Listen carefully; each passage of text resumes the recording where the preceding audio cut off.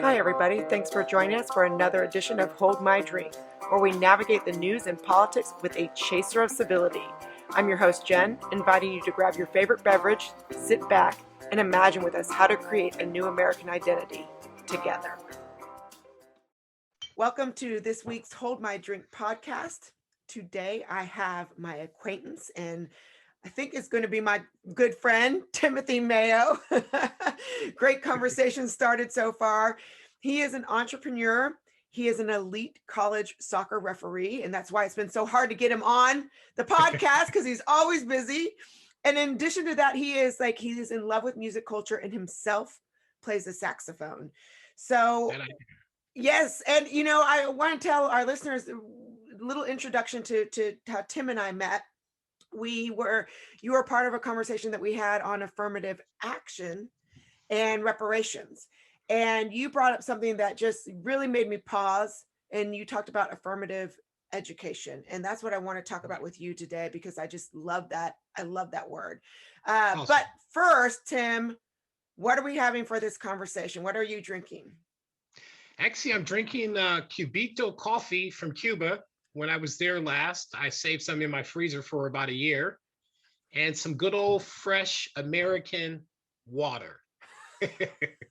I remember you telling me about your Cuba trip. I love coffee, and I bring coffee back from Vietnam when I travel there. And Vietnamese coffee is awesome. And today Yes. I'm doing yeah, I'm not drinking today. I am drinking, well, I am, but I'm drinking chai tea. So that's my that's where I'm at. So with that said, Tim, give us a little introduction about affirmative education, what that means to you, and how do we get there? Okay. First, Jen, I appreciate the you establishing this. I know it takes time out of your life and your son's life, et cetera. So I appreciate it. Um, I'm a perfect example of affirmative education. And I had the opportunity to witness in my various travels to Cuba what affirmative action or affirmative education really looks like. And I think that sometimes we get progress confused with the circle. We make things more complex than it has to be. And we have to admit that in American historical system with historical bias, racism, implicit bias being built into our infrastructure, and it is, few would argue, I realized that affirmative education was a way of actualizing things, making things happen with not just words, but with actualization, making it happen, fact-based. So my experience in Cuba kind of confirmed that. In fact, my last trip in Cuba put a complete period at the end of my sentence on what affirmative action should look like and why it's necessary. So give me an example of what it does look like to you. Okay, growing up in Berkeley, I think when you and I spoke before, and I think Wink and some of the other guys may have been on the call, I mentioned how Kamala Harris Mm-hmm. and my wife happened to be bused to the same schools in Berkeley. Mm-hmm. And I was a year older than them, so I may have missed it, but I knew that she was in my general environment because my friends knew her, et cetera. I'm only using her as an example because my wife is equally academically successful in her own right. But suffice it to say, I'm a firm believer that if my wife and Kamala's parents did not take the responsibility to make sure they transcend them to the appropriate educational systems in Berkeley, which was a big experiment during this period, Mm-hmm. I don't think that they would have gotten the same education that they would have deserved. So their parents had to do a lot of blocking, tackling, networking. They all went to school out of district. But the schools they went to in Berkeley, if you know anything about Berkeley public education back in the 60s and 70s, were very, very progressive and thoughtful schools. And it created a culture where Kamala and my wife could be kids of diverse backgrounds, but also have some kindred spirits with teachers and people who actually wanted them there, right? Okay. So the experience was that they actually were in a supportive academic environment and their parents made a calculated decision to have them in those schools. If you fast forward today, those same schools that my wife and Kamala went to, if you're not in that school district, including the Bay Area, the chances are they're not going to allow you to go to that school because with the real estate prices and the whole migration for the tech industry, et cetera, moving to Berkeley and Oakland. It Mhm. has gentrified the areas, but gentrification coming from a lower middle class ethnic perspective was not always beneficial to us. And I'll give some examples about that later. But it just showed me that without having people looking out for your academic prowess and your academic capabilities, no matter how smart a kid you are in this society, especially today, with the tiger moms, the helicopter parents, and all the privatizing of public schools, it just won't happen. I have very little faith that the education that my wife and I and Kamala and those received in Berkeley would not occur today in the same zip code and the same geographical area. So you bring up two things that I want to ask you about. I have Sure. a friend of mine, did a podcast with him called Anti-Black, or no, I'm sorry, Being Pro-Black. Hmm. Anti-racist versus pro-black. That was the name of it. Sorry. Um, Got it. and in that conversation, he's an educator. He's a Black educator. And we talked about what it meant to be pro-Black in education. And Hmm. one of his things was and we didn't totally agree on this. He really felt that we needed to have Black schools. Now that didn't Hmm. mean segregated. If you were a white person, brown person, whatever, and you wanted to go to the Black school, you could go. But much like we have Christian schools and Jewish schools and whatever, that we have Black schools that are designed specifically to elevate Black students. Hmm. And I don't have a problem with that in theory, but my idea, and this is what I just heard you say when you're talking about your wife and Kamala, the fact that they were introduced into a diverse environment, it sounds like was part a diverse environment, welcoming diverse environment was Hmm. part of their successes. And so when I hear, and at the end of that conversation, I came to see though also what he was saying, because if you're looking at low income areas, and what you also touches on what you just said, if people cannot get from the low income area to an area where there is a school, then we need to make the schools in the low income area, whether that's it, diverse or not, whether it's more Black, brown, or whatever, we need to make those better. So Yes. I'm kind of torn between, just I think that if we make schools more accessible and better all over. That to me is affirmative education, where Yes. you wouldn't have to be bused, but if you were bused, I think though I like the idea of diversity in our education. I think it's very, very important that Black children see, and there was a study, and I mentioned it in that past podcast. There was a study that said that Black children, I think up to third grade, if they see more Black teachers, they are more Hmm. likely to succeed. So I love Yeah. that idea of affirmative education, bringing in more Black educators, but I don't want to get to a place of segregation. So what are your thoughts on? I know I just kind of spewed a lot of stuff at you there, but that's where I'm kind of torn on No, what I get you. I the get you. affirmative. I get what you're saying. You're saying that in the process of trying to fix equal education, if we're segregating people, are we starting all over again on the diversity issue, which leads to elements of inclusion or lack thereof? I think that's what you're saying. And I think what the gentleman is saying, because I see both viewpoints, and having grown up in Oakland and Berkeley, I've seen, predominantly Black male oriented and Black female oriented schools with some of the Muslim communities, as well as seeing like the Jewish synagogue type schools in Mhm. Berkeley. And of course, Asians always had their own, uh, not publicly private, but they've always had their own institutions where they supported each other's academically. So, but one thing I think what you were making the point is that if you can see it, you can be it. Mhm. If you can see it, you can be it. Mhm. Going back to my experiences in Berkeley, I had Black African American teachers that were Pan Africans. That's why to this day I'm a Pan African. I'm not an African American. I'm a native Black person because of heritage and legacy, and I Mhm. identify with my brothers and sisters in the diaspora. But my heritage, coming from Black Wall Street, Tulsa, is completely different. And I think that honoring differences, like when you and I had the conversation about why can't white people admit they're Irish or German without having some kind of guilt? Do you recall that conversation? I Yeah. think. Yeah, I really think that literally, the academic part again. I think what the gentleman was pointing out is there is a lot of institutional elements of racism in academia. Let me give you an example. Please. Um, Black Wall Street, Tulsa, right? Imagine And that the guy can I who's the interrupt you lead. for a second and just Sure, let our listeners know your sure, family came from Black Wall Street, Tulsa. So you have a lot of knowledge. So I just want to absolutely. make sure that people know this is something very close to your Well done. own ancestry and heritage. So I'm sorry to interrupt. Go on. No, but no, thanks for that. Thanks for that clarification. So the fact of the matter is that you got to, if you can see it, you can be it, right? And then you start believing it, right? So because I had diversity of teachers growing up in Berkeley, one of my favorite teachers in high school was a guy named Doug Kagawa. And in fact, Doug Kagawa was one of the best basketball players that Berkeley High School had ever seen. He was a point guard. They won a lot of championships.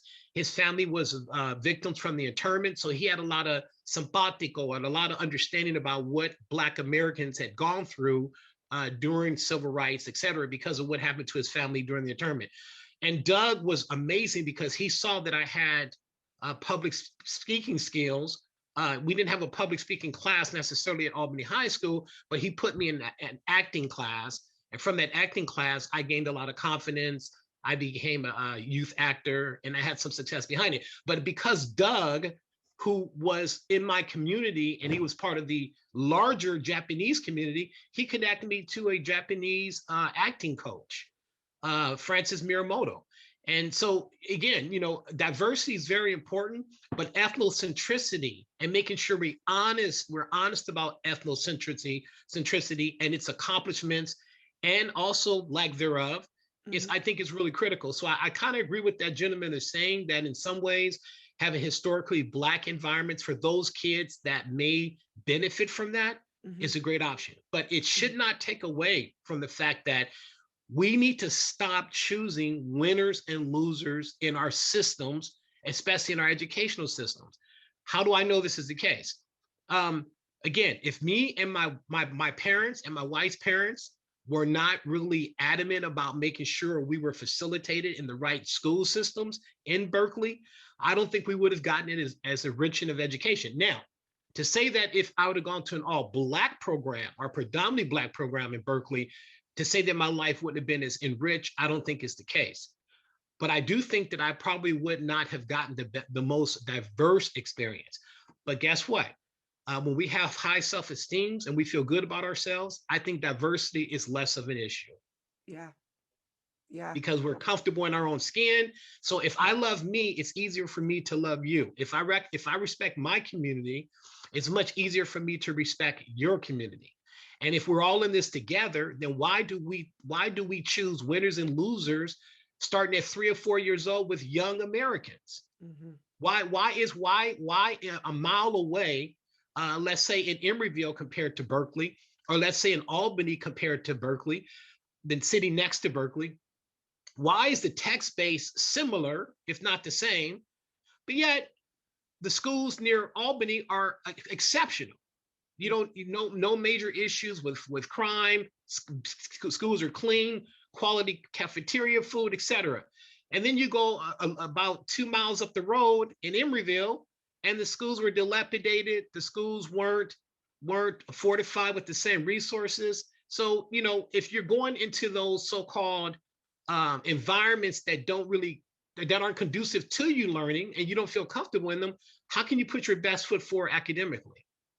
Mhm. Right? So literally, by us using text bases to co-opt the public school system for our own children's benefit in a so-called democracy is a shame and it's blasphemy. It's ridiculous and it's offensive, and I think we should all be offended as Americans.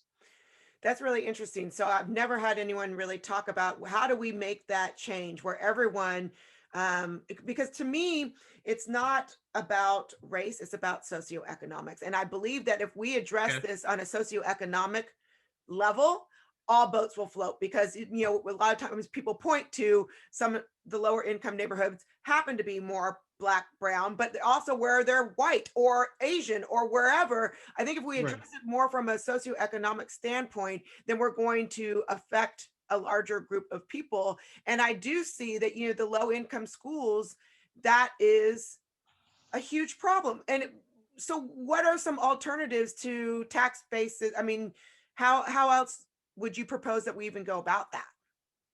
Well, I think a couple of things. Number one, um, I think that we need first of all, we need to pay teachers handsomely. I'm not, to use the term more when they're getting inferior or less is not even a conversation worth having. We should pay teachers as much as we pay anyone that's responsible for developing talent. Hmm. College football coaches, they make millions of dollars. Hmm. Talent agents in Hollywood make hundreds and thousands of dollars, right? Why don't we pay our teachers who are most responsible for the most critical part of our culture and society?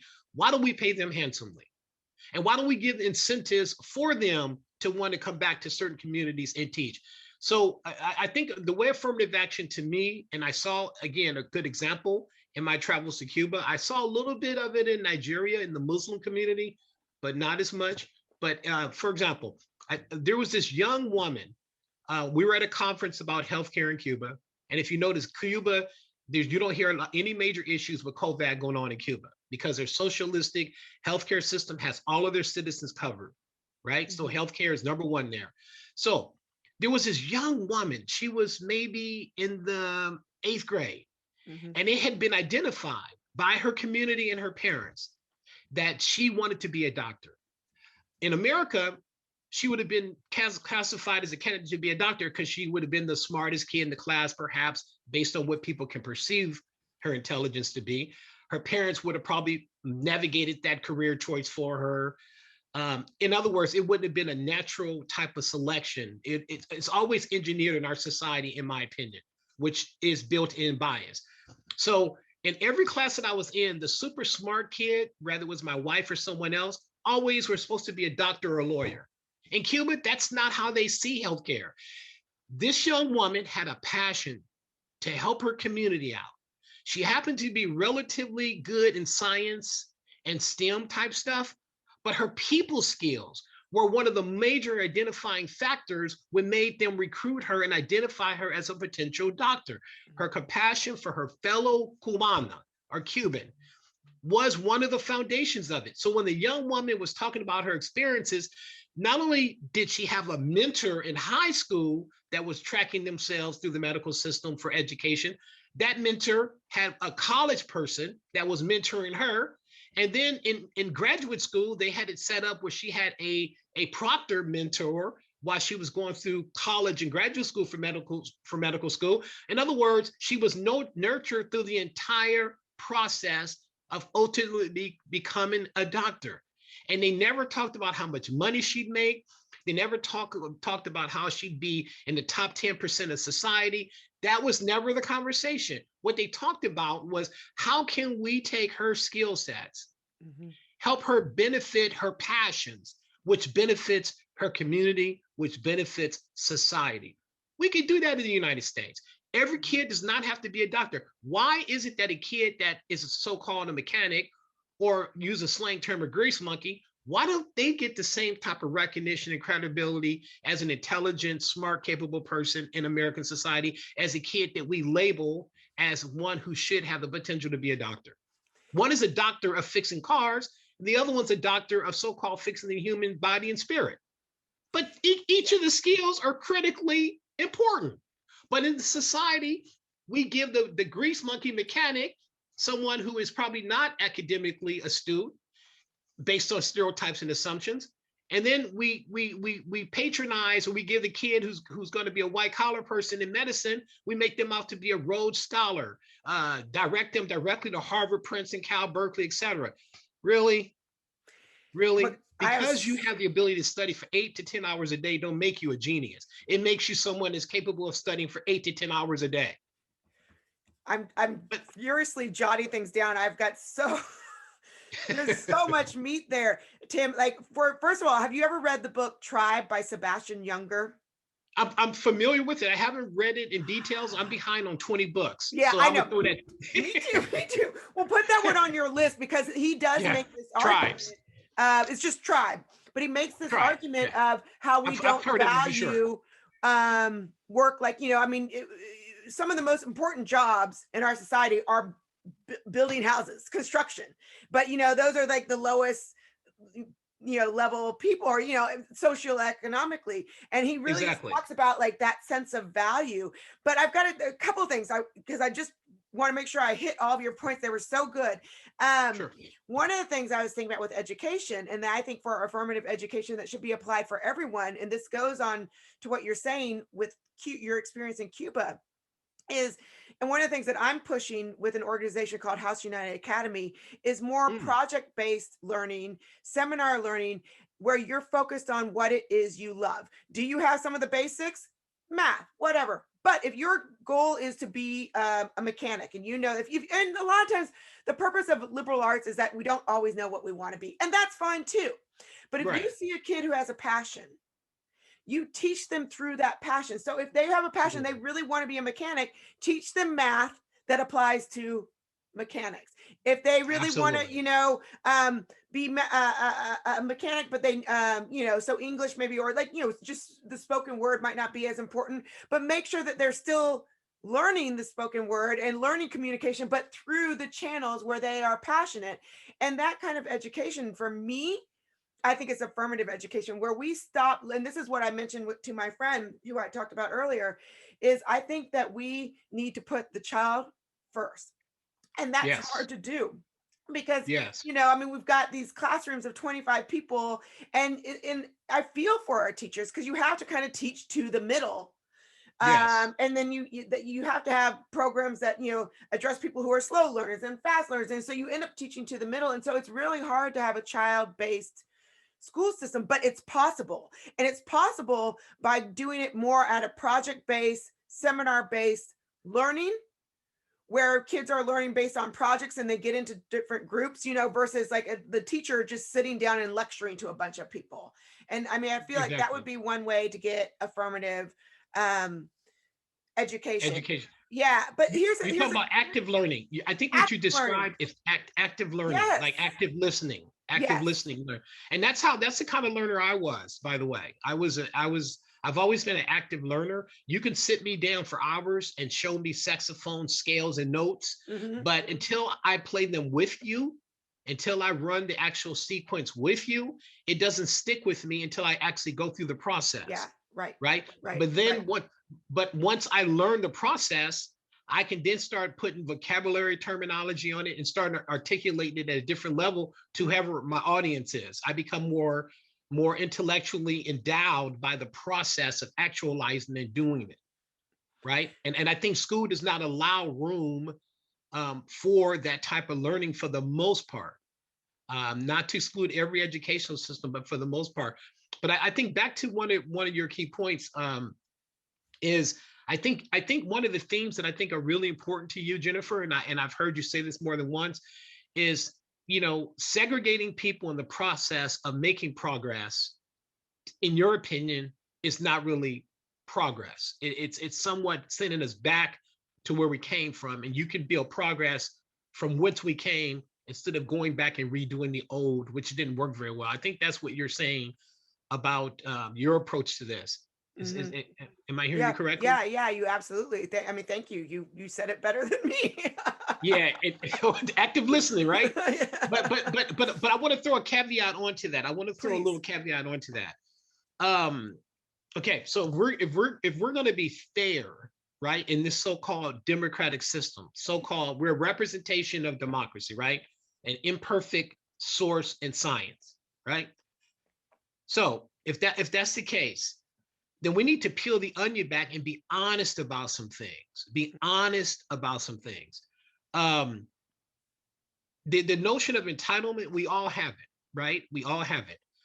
It was so offensive to me when I was in the ninth grade trying to get in a particular class, and this kid who came in who was of Asian descent got accelerated into that class. And I'm like, wait a minute, I've been here since a freshman.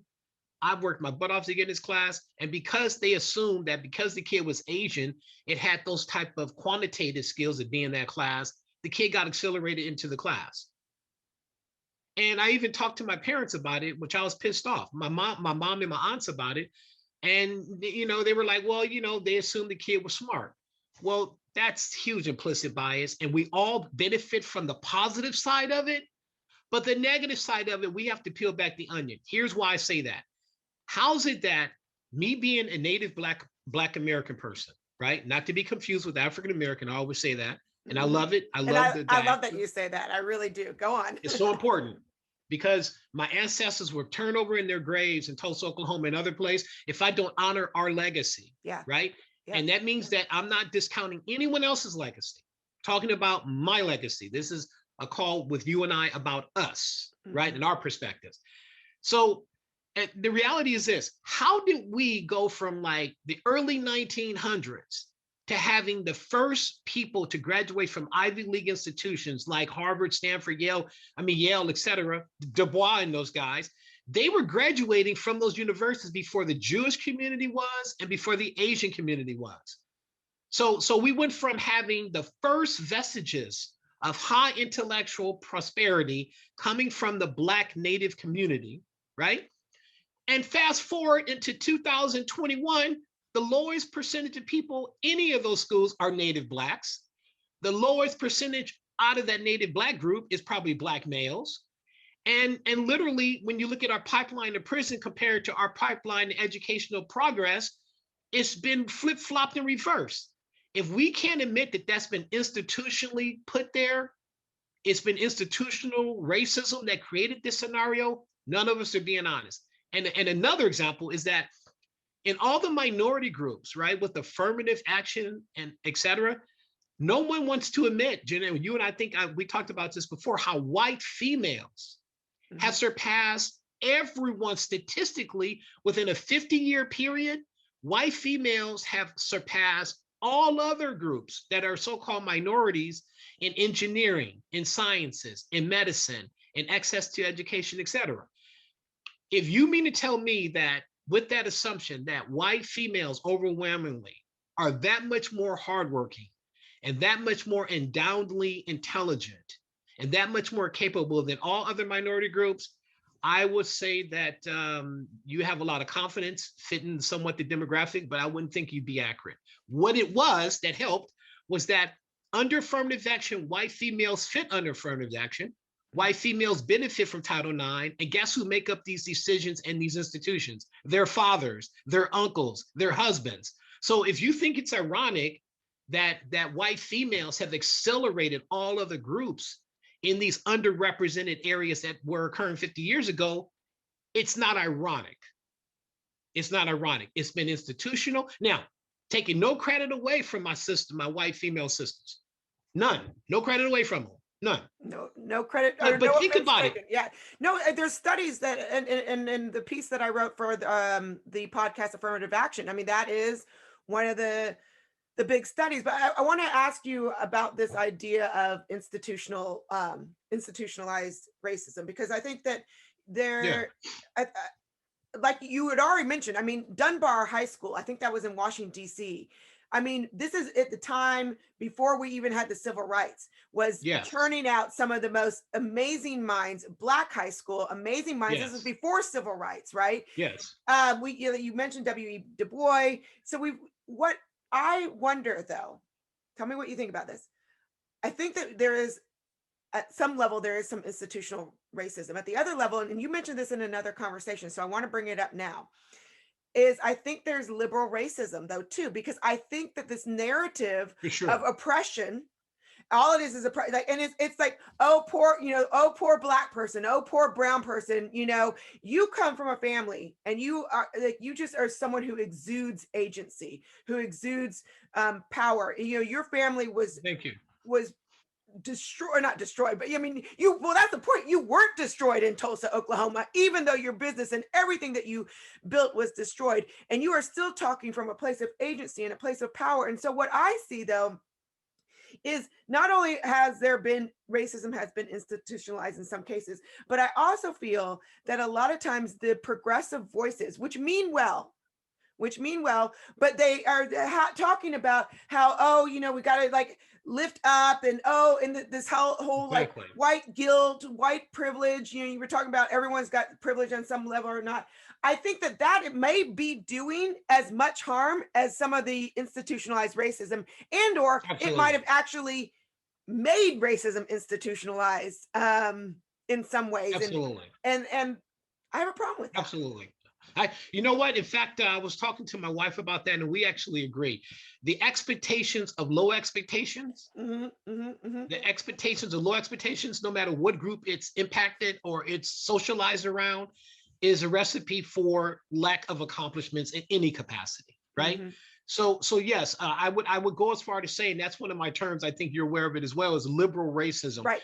I Hmm. think part of the destruction of Berkeley and the Bay Area, in my honest, humble opinion, right, is liberal racism. For example, how's it that,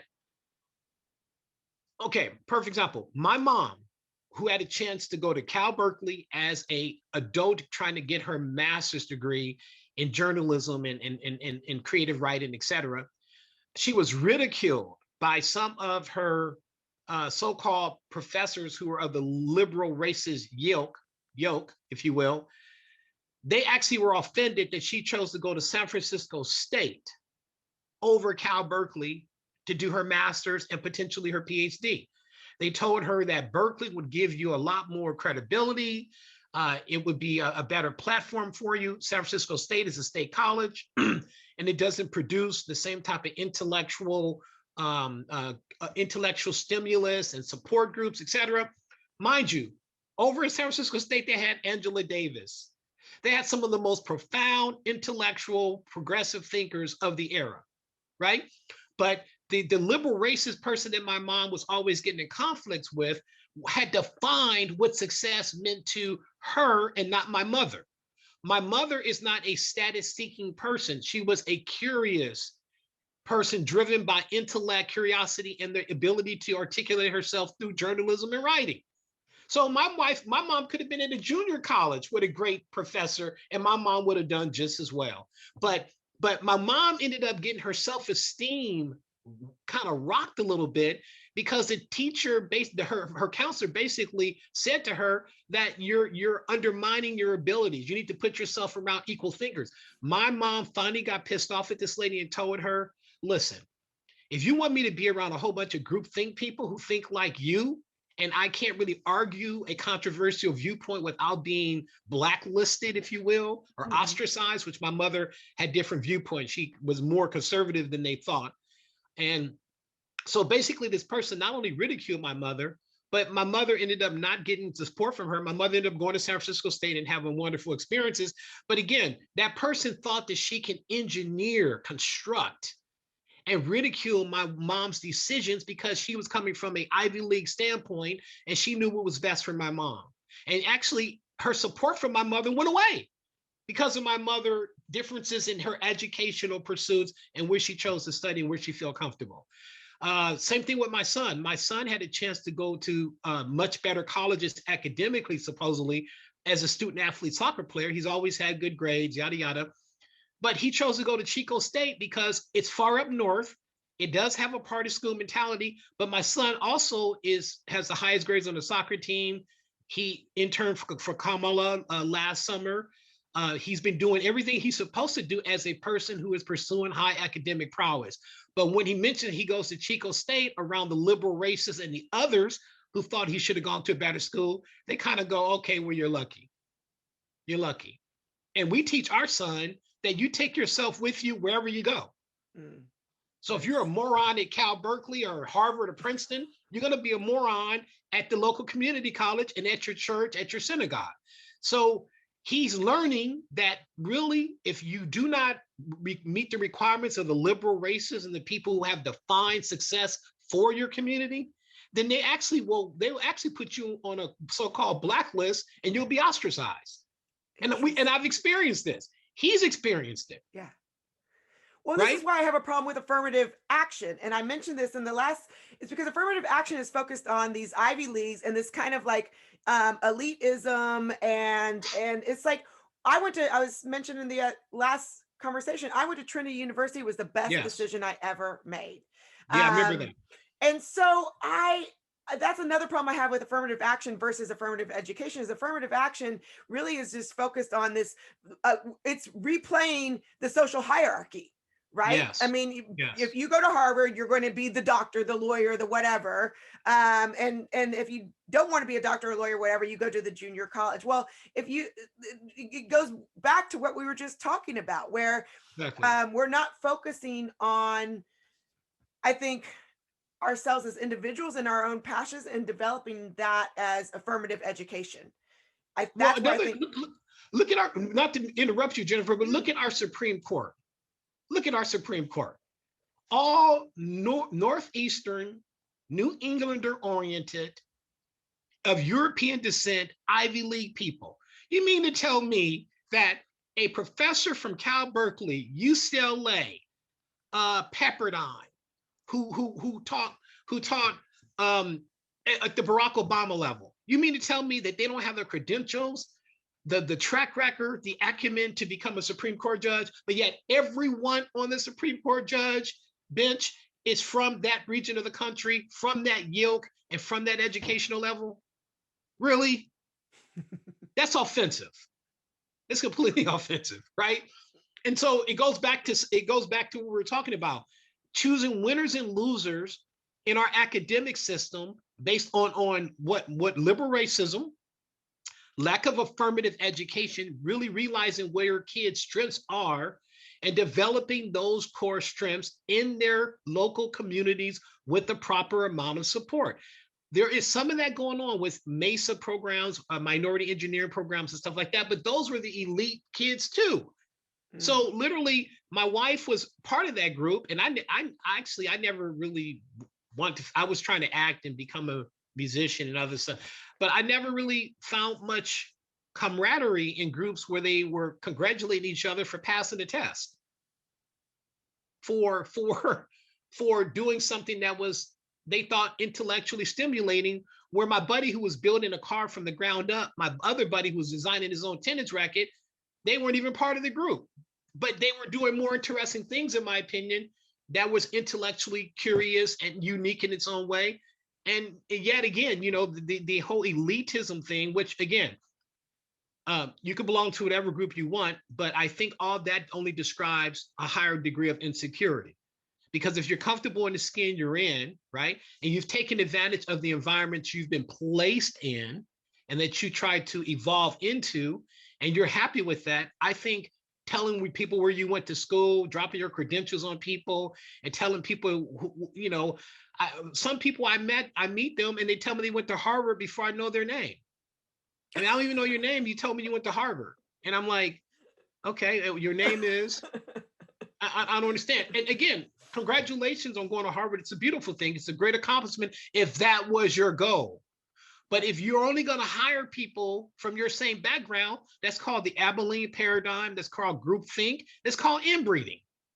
mm, There's no diffusion there, mhm, right? And last but not least, on the same topic, I about 4 years ago, a buddy of mine named Chip, who some of your network knows, um, he invited me to hear the Yale president speak. Because again, my son was a potential candidate for soccer there in academics. And I think Yale is a great institution. I have family and cousins. It's an amazing institution. No knock to any of the schools we're talking about. But you know what the guy said in his presentation at the Jimmy Carter Center in Atlanta, Georgia, about a 5-minute monologue? You know what he said? mm. He said, raise your hand if you went to an Ivy League school. 90% of the audience raised their hand. Raise your hand if you own your own business. Less people raise their hand. Raise your hand if you're a school teacher. Some more people raise their hand. He said, now, I have a question for you. What did an Ivy League education do for you? Because to me, you guys are all basic. You're a whole bunch of people who are just like each other, complimenting each other for what you've accomplished 30 years ago, which really don't mean shit. What are you doing now? How have you opened up your inclusionary group? And how are you helping us get the next future generation of Yale students who may not be your children, who may not be from your pedigree? Because we saw what your pedigree's done. We're in here begging you and raising money when if you guys were more as successful as you think you are, our endowment would be bigger, our inclusion would be better, and we'd have more diversity here. You guys are just reinforcing each other. And then the second thing is, I went further from that and I started asking questions about people who put themselves and their kids in those institutions. You know what I found overwhelmingly from families whose father may have gone to an Ivy League school? What I discovered overwhelmingly is, and this goes back to our institution and our systems, liberal racism, counting points, diversity, and all that stuff.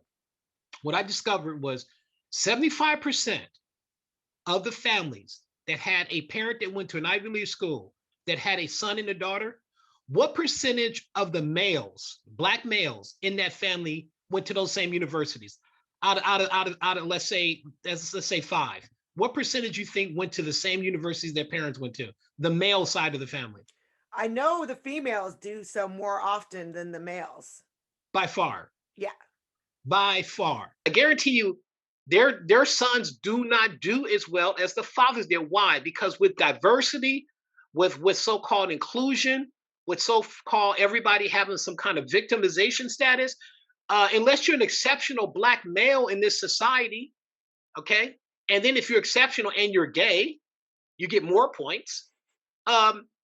Your son is not going to get the same access you had as a civil rights, affirmative action, Black or person of color dad from the 50s, 60s, 70s, and probably 80s. So overwhelmingly, Jennifer, their sons do not go to the same institutions, but their daughters overwhelmingly get accepted. Are their daughters just kicking everybody's ass all the time? Because I'm a soccer referee and I specialize in women. I literally prefer women Title IX sports. But every woman on that field is not an exceptional player. Every person on that field is not, going to the Olympic team. Many of them are just team players. But if you look at the statistics, what's been happening with women in this gender evolution of things, women have overwhelmingly been succeeding. Why? If you take Title IX away, you take affirmative action away from women, and you get rid of all those type of boxes we check, now the playing field would be equal, right? And now you have to assess people for really what they've accomplished based on their acumen, their participation, and their true results. Yeah. They're brothers. The boxes is something important. I want to touch on that because you mentioned something earlier and we had such a good conversation before. I mean, I feel like these boxes are offensive almost. I completely agree with looking at our qualifications and not our gender, our sexuality, even our race. I mean, I do feel in some cases there needs to be qualifications for harms done in the past. But I'll tell you one thing you said to earlier, and just for our listeners, because they didn't have context, that you said that it was sad that I said, hey, I don't want to say, hey, I'm a white, Irish, American, British person or whatnot. But I think now checking those boxes, it's come where it hurts everyone. So now I know checking white, you're put, because they want to find people with the most boxes that they can check. So, if you're a white male, vanilla, and so when we were having this conversation before, you asked me why did I feel sad about saying, oh, well, I'm just, whatever, I'm just British Irish.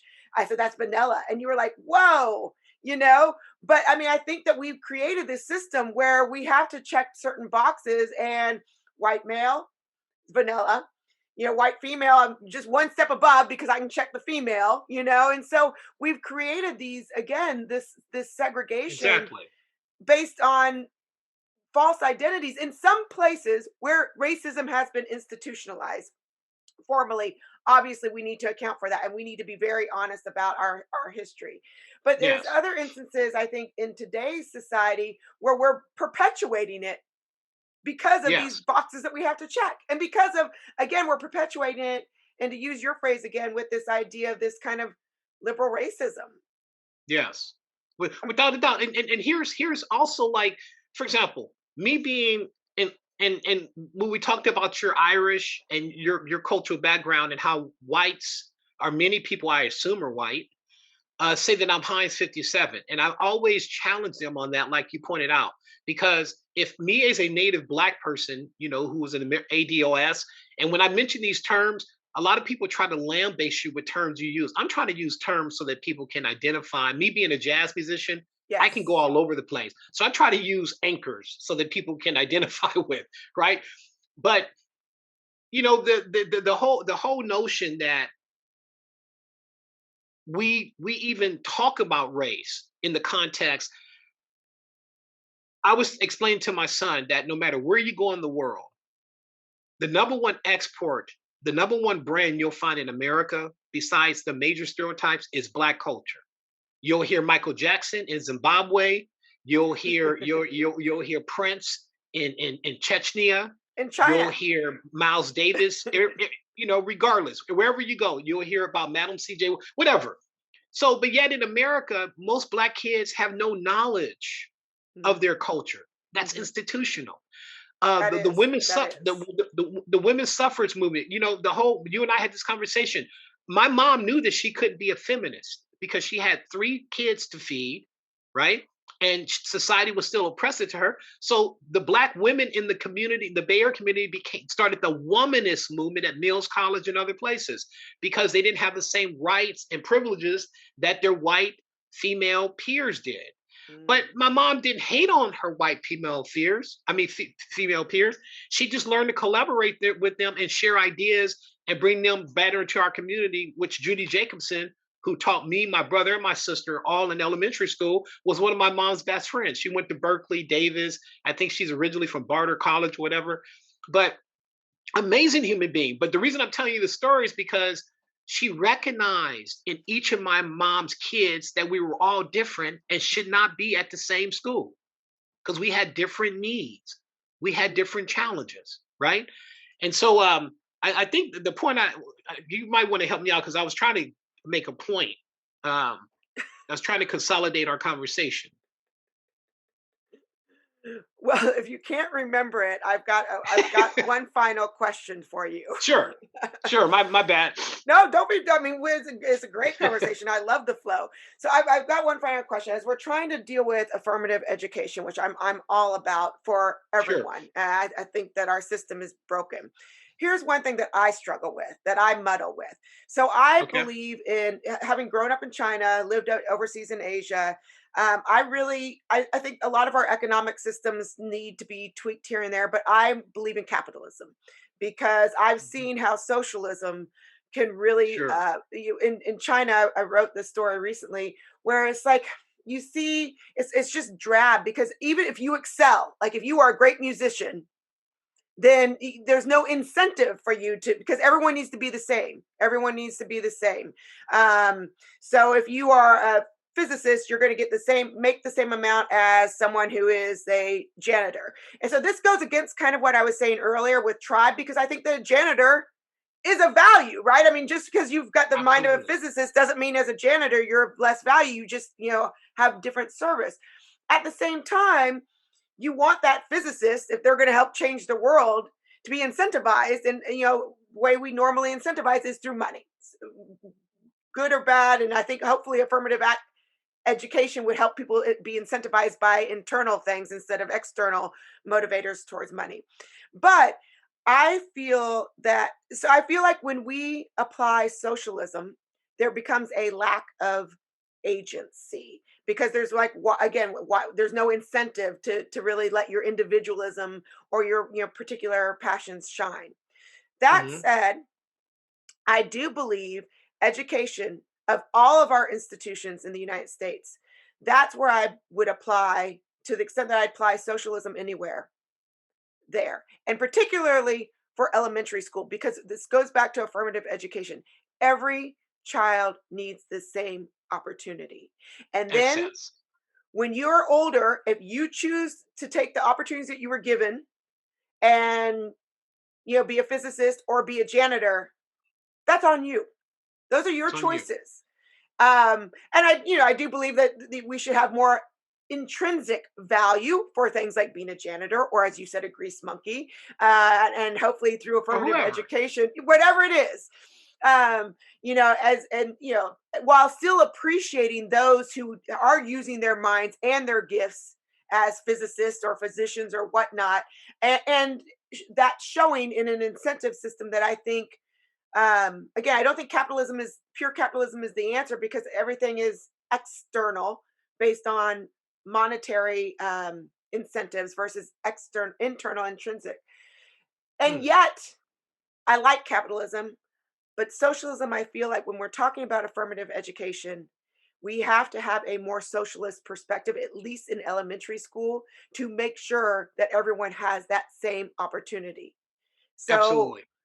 uh, what's Absolutely. what's the word I want to use?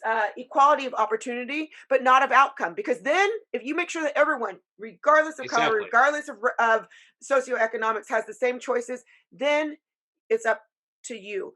But we do still have to fight against that system of what you were mentioning, what we've been talking about, of elitism. That if you do want to be a physician or a janitor, and you want to go to a junior college and work your way up to whatever that is, that you still have the same opportunity to be that.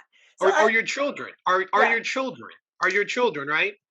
So yeah, and I know there's a lot of muddle in there, but my muddle is I believe in capitalism. I believe in incentives. I wish that we were incentivized differently. That wasn't always financially or monetarily based. But I don't believe in socialism. But I think with education, I think when we talk about affirmative education, it does require a more socialist perspective, particularly at the lower grades. Does that make You sense? it does. It does. I think one of the things you may have described, and I think this term you may have heard of. If not, it's worthy of noting. Dialectic materialism. Dialectical. Dialectic materialism. And really, there's no way that one core government, rather socialistic, communist, or capitalistic, can evolve without going through the phases, the shifts in how their economy deals with things like socialistic issues, infrastructure, etc. So Cuba used a dialectic materialism system where they will become entrepreneurs for the government in one part of their in special needs. The other period, they'll give up most of their money to the government, but it keeps evolving based on the needs of the society at the time. And so the concept of dialectic materialism to me is a healthy approach in any society. And it's part of what you were talking about. But I still think it goes back to giving kids fair access. And, people always ask me, why do immigrants, and when I use the term immigrant, I don't mean to use it negatively, I'm just using it as a definition. Hmm. Um, why immigrants come here and succeed, especially the Asian community academically, supposedly, and the Nigerian community, who actually probably probably is one of the more successful groups out of all immigrant groups. Why do they succeed? And motivation, obviously, all the obvious reasons. Many of us can answer that question. But one thing I do know for a fact is that if you give kids assessments on where their true strengths are, Hmm. you give them a supportive academic environment, and you do not put social status on what they choose to do with their careers, Hmm. America would be a much more productive place. And here's what I think we should do for immigrants who come here with skill sets that benefit our society. I don't think they always do personally, but like Silicon Valley, a whole different topic. The Indian outsourcing to the software companies to get programmers from offshore, et cetera. That I don't agree with that at all. But suffice it to say, skills are critical, and giving kids access to those skills. So here's what I would do. In order to aid our affirmative action agenda, when an immigrant applies to this country, say a doctor, pediatrician, Hmm. and everybody writes a diversity statement for college. I'm going to save all the Aboriginal people, the immigrant doctor coming from India. I'm going to make sure I work in the underserved communities, et cetera. Guess what? If I was president or I had power, I would make you honor that. So for every immigrant that brings a skill set from another country, Hmm. let's say an engineering skill set for software, I would make it an obligation for that immigrant person to work 1,000 community hours in the nearest underserved community that they live in to make sure they do skill transfer to the local community so that local community can benefit from those said skills before you can become a United States nationalized citizen. Because a lot of people come to this country, like a lot of Nigeria, you look at most of the people going to some of the elite colleges, they're African Americans, not native Black Americans. Correct. And they come from a certain amount of privilege, a certain amount of excess, and of course, a certain amount of desire. And let's not take out the hard work. Let's just throw that out the window. Oh, he worked so hard. Many of us are working very hard without the same results, of course. But so I would make those immigrant communities spend 1,000 hours transferring those skills to the community they claim that they're going to be representing anyway, which they almost never do. I guarantee if you look at every application for people who are applying to elite colleges and every application for immigrants trying to come here, they always talk about how they're going to add to the collective and support the underserved. And guess what they end up doing? They end up moving into the upper suburbs, living an upper middle class lifestyle, never really connecting with the community that they wrote their application on, and move on into upper middle class status and act like they worked their ass off. With me being in a power position, I would make you honor that. I would make you be a school. I would make you donate a certain amount of hours. Whether you're a Mercedes-Benz mechanic from Germany, I'd send you to a local mechanic school in an underserved community where you're transferring those skills. If you are a doctor, I'd make sure you worked in the under migrants community, whatever. I would make sure that in order for you to become a United States citizen, you must give back to the community. And guess what? I'm going to make you obligated to do it. And I would take that even just one step further as far as, affirmative education goes. I love that idea, but I think in our schools, we have a civic duty. And I think we need to teach that civic duty to go out. And I think all kids, before they Yes. apply to college, they have to have so many hours where they are sharing whatever it is that drives them, whether it's Yes. economics or whether it's, math or basket weaving, that there is that commitment to our Yes. community, to our country, and again, that transcends race, but where we are committed to Exactly. transferring our knowledge. I was on a call the other day, and one person said that they thought that kids should work at polling places and understand voting, and that's another thing too. Like, I just That's the think point. that we've lost a lot of that civic connectivity. Absolutely. And that's when I was getting with my muddle between capitalism and socialism. You can be capitalist and have civic connectivity, Yes. and that's, I think, now you kind of helped me work through my muddle. And they preach that. And you notice they preach that when people are trying to get to the next level, they always preach civic responsibility. But yet mhm. I don't see civic responsibility. I mean, it looks good on your resume. I mean, I always wonder, to your point, I always wonder, why do we send our kids to Guatemala to learn Spanish and to Ecuador to learn Spanish and to learn the Latino community, when right up the street in South Central Los Angeles, right up the street in any community that most of us live in, is an underrepresented, underserved Hispanic community of people that they can use those same transferable skills in that community. Mhm, So mhm. I never understood that. That again is liberal racism, and it's elitism. Because if you're civically oriented, charity starts at home. Mm, Charity starts. My grandmother, my great grandparents from Tulsa, mhm. they used to always tell me, charity starts at home. Put your oxygen mask on first, and then help the person sitting next to you. So again, all the things that we're trying to really, I think, Jen, we all agree on in some aspects, is we have to do better by our children. This is Yeah. all coming back to, and I'm not a nationalist, but I'm very pro-American. After Mhm. all the shit my family's gone through in this country, I've been to other countries, You're and guess what? patriotic. I think there's a difference between patriotic and nationalism. So you're very, Yes, yes. yes, I'm pro North American. Mhm, I'm mhm, pro North America, because my solidarity with North America is very patriotic and very passionate, and just for also knowing my history and learning what we've done here on this continent.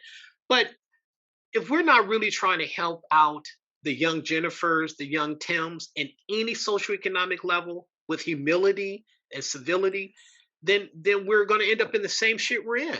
Mm. Because if we don't see that how's it that we'll send a puppy to puppy school to get the right type of tools to be a great pet, but yet as soon as we talk about funding, some inner city situation or some poor white West Virginia community with some type of social outreach, it's money gone bad. We send everybody else to proper tailored schools that are in their communities, but yet we don't see our children like that. And that's institutional racism of the highest order. And if we ever want to make things appropriate in this country, affirmative education, right? And when it comes to immigration, making immigrants be committed to the communities in which they live by making them give tithes of community work and community services before they become nationalized citizens. Well, we've said a lot. I'm almost done with my drink. It's your final words on affirmative education, Timm.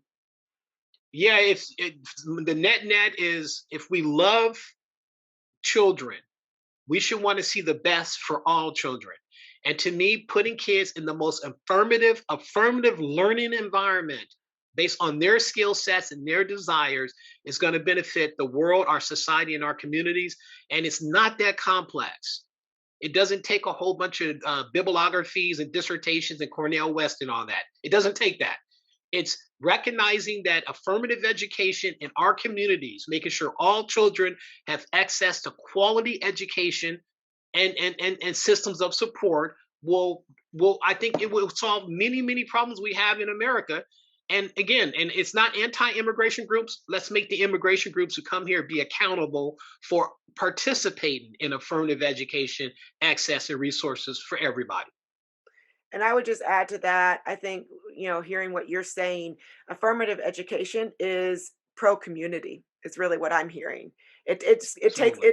It takes a village, right? And Absolutely. while we're all individuals and we believe in individualism and we believe in teaching each child individually, it takes a village to do it. And By far. we have become, it's difficult. We've had a hard time doing community together lately. Yeah, and actually, Jennifer, I think people like yourself, I think that our country is a microcosm and we always see the macro. We don't see the micro enough.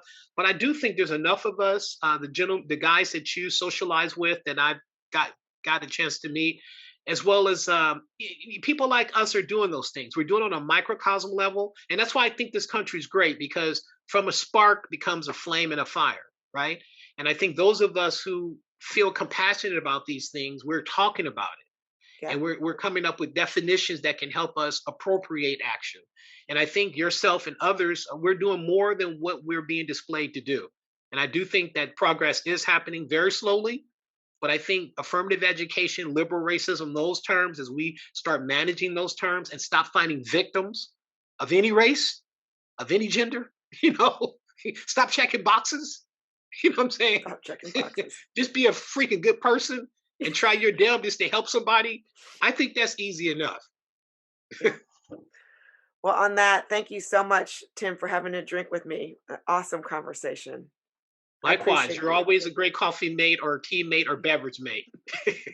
Next time we'll get a drink. We'll schedule our talk a little later and have a drink together. It works. Works for me. Thank you for listening to this episode of Hold My Drink. Like or subscribe to the show and check out the show notes for links to source material and to our website, where you can find what each of us is reading every week, different news with different views. If you have a topic that you would like us to explore, drop us a line. And join us next week as we say, hold my drink, and the conversation gets real.